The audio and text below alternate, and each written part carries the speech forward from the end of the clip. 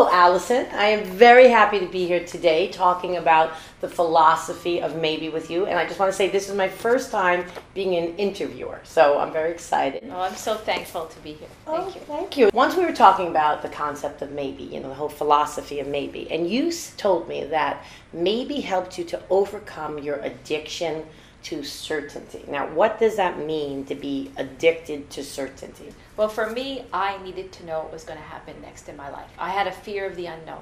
If I didn't know, I projected things would be bad or things wouldn't work out in my life. And as I got older and life became more complicated, it became much more difficult to manage. I started to want to know if my husband would stay with me. I want to know if I would be financially secure, if my kids would be well, if there would be another terrorist attack in New York City. And when you want to know the answer to something you can't know at that moment, it becomes very stressful. You have a lot of anxiety, and eventually you don't sleep, and you're worrying all the time. Because you want it, because you want to know something. Is it like a stress to have to know what's happening? Is that it? It's not that, it's that you need to know what's going to happen next. Okay. And you worry and you get afraid. And I think a lot of people in our society are addicted to certainty. I think a lot of us believe that if we just had that one answer to that one thing that was bothering us or keeping us up at night, life would be good. I do that, like, am I going to get that job? Am I going to get a job? Am I going to get a job? Is that what you're saying? Like, I'm worried as being an actress, am I going to get a job? And that's trying to know what's happening. And is that what you're saying? Right. What happens is you have stress, you anxiety, you leave the present.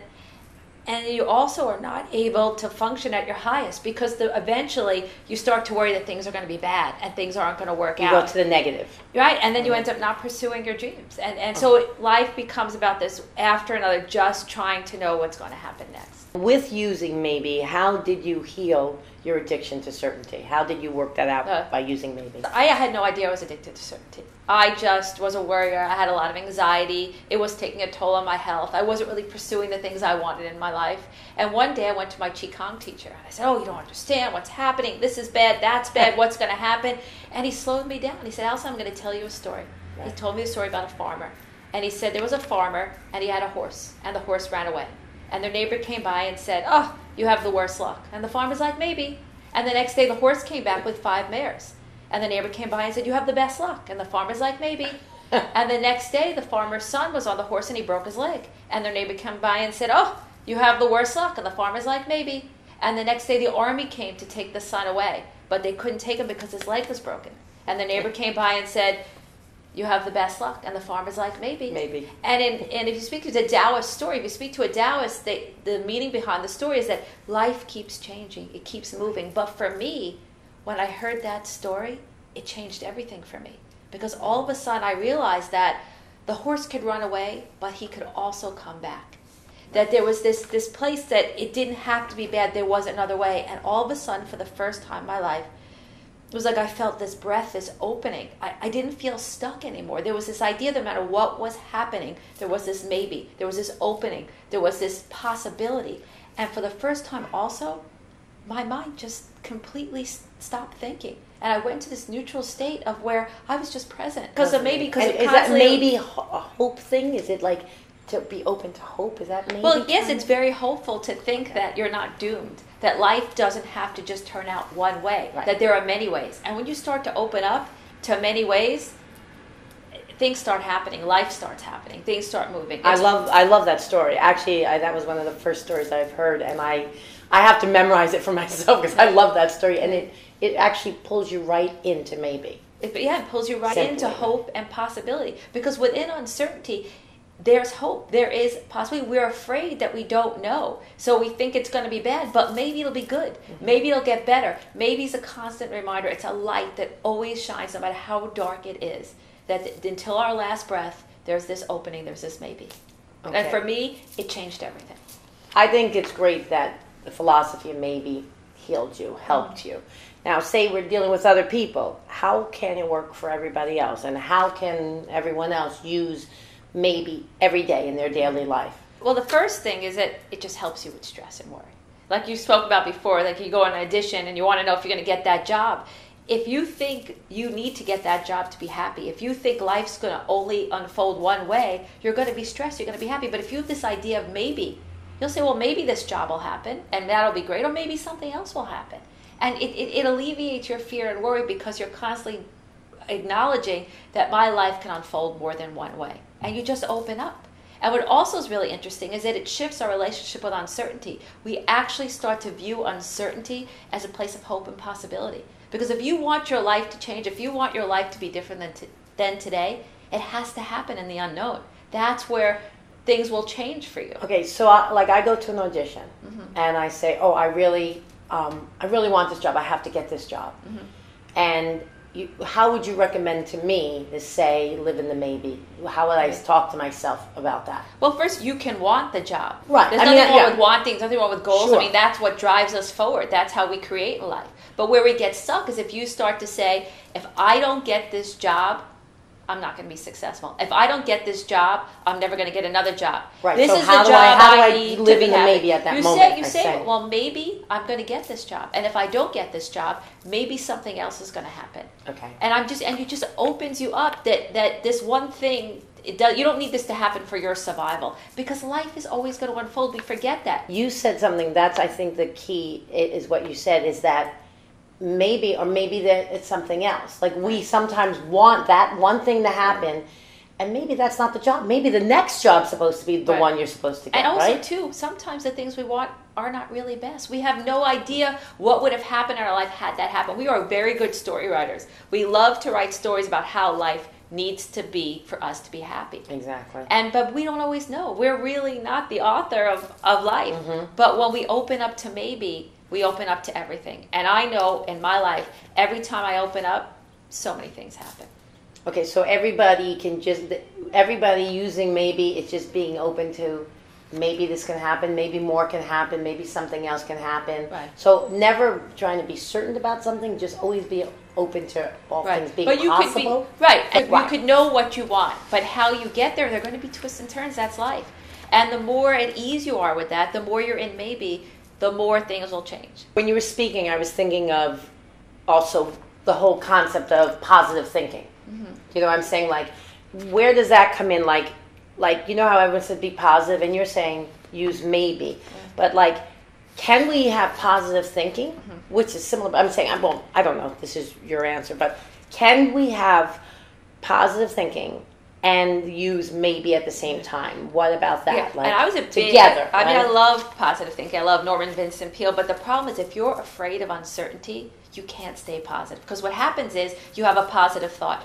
I'm going to get this job tomorrow. Right. And if it doesn't happen, you're afraid, well, I didn't get the job and now life's going to be bad. You're not going to be able to hold that positive thought. You have to have a very strong will and not be afraid of uncertainty to hold positive thinking. And that's why maybe's so interesting, because what maybe does, it allows you to negate the negative thought. It allows you actually to stay positive. Because what you're saying is that I want to have my own business. I want to be very successful. So if something happens that maybe wasn't beneficial for that goal, you can say, well, maybe something else will happen. Maybe I'll try a new idea. Maybe this, maybe that. So you can stay positive that you could still achieve that goal, but you realize it could happen in different ways. But without maybe, it's going to be hard, because sometimes life doesn't look like it's going your way. And it's hard to hold that positive thought when all these negative things are happening. But if you embrace maybe, you'll be able to hold that positive thought, because you'll realize things can still happen. So maybe this, maybe that, maybe something else. So actually you can use them together, because it's supporting it. Like, you're being positive, but the maybe is supporting it. They work very well, and I actually find that most of my clients have trouble staying positive. That's what happens, because they're like, well, I was positive. Why didn't this happen? Even little kids and children. I really wanted to get that home run. I really wanted to get that part in that play. And when that doesn't happen, they become so discouraged. And they're like, well, what does it matter? What do my thoughts matter? Your thoughts do matter. It's just maybe you'll get the part next time. Maybe the next time you get up to bat, you'll get that home run. Sure. It's that we can still stay positive and stay open at the same time. So they do work hand in hand, and it really supports it as well. I think that's the most effective way to be a positive thinker, is to embrace maybe. Getting into another level with maybe. Maybe, you're here with maybe, but how do you embrace maybe, use it in your life, and at the same time still have a goal, have an ambition? I mean, you don't want to lose that. Right. I mean, you want to be like open to things and right, without that stress of certainty, but you still want to have an ambition. So my question is, how do you do that? How do you stay in maybe and yet still have goals and ambitions? Well, that's a great question, because a lot of people, they worry, like, well, if I embrace this idea, this maybe this, maybe that, how will I achieve anything? Right. But what happens is that we have goals. We have wants for our lives. Maybe we want to grow a business. Maybe we want to get a job. Maybe we want to fall in love. And what happens when life doesn't go our way, we become very negative and we feel very defeated. So what happens when we embrace maybe, we'll realize, well, just because I didn't meet somebody today, maybe I'll meet them tomorrow. Maybe my business will turn around. Maybe I have to engage in a new idea. Maybe I have to change how I'm selling my product. So we hold on to our goals, and maybe just allows us to deal with the twists and turns. So in my life, maybe's allowed me to stick to what I want, to stick to my ambition, to stick to my goals. It actually supports it. It helps. And sometimes we find that there's something else out there for us. So do our goals change? Yes. But maybe guides us in that way too. It really, I think it just helps us stay strong in the face of the unknown. And life has a lot of uncertainty in it. How can the idea maybe make you more present in your life? That sometimes I guess we're all over in other places, but by using the philosophy of maybe, how can that really help you to be in your life? Well, to me, this is the most important part of maybe. Okay. Because when we're present, we're living. When we're present, we're alive. And all these thoughts we have, all these worries we have takes us away. And I remember my dad used to always tell me this story about his friend Nathan. It was before cell phones. It was before, you had the ability to communicate other than, an answering machine. And he was in construction. And he got a call. He wasn't in the office. He got a call from a guy he was doing a job for. And the guy said, "Nathan, I really need to speak to you. It's really important. It's an emergency." And all of a sudden, Nathan thought something happened bad on the job. He was putting up steel beams. He thought maybe someone got hurt. He thought maybe someone died. Maybe there was a fire. And when he called the guy back, the guy was gone for the weekend. And Nathan couldn't handle the fact he didn't know. But he projected it was going to be bad. Why would somebody call me and say they really needed to speak to me? Right. And the next day was his son's birthday party. And he was so worried and so upset, he left his son's birthday party to drive out to the job in New Jersey. And when he got there, everything was fine. The beams were up, the weather was clear, there was nothing happening. And he went home, missed the entire birthday party for his son. And he didn't sleep that night, and he didn't sleep Sunday night. He woke up Monday morning, and the guy called him and said, "Nathan," he's like, "we need to meet. I have another job for you."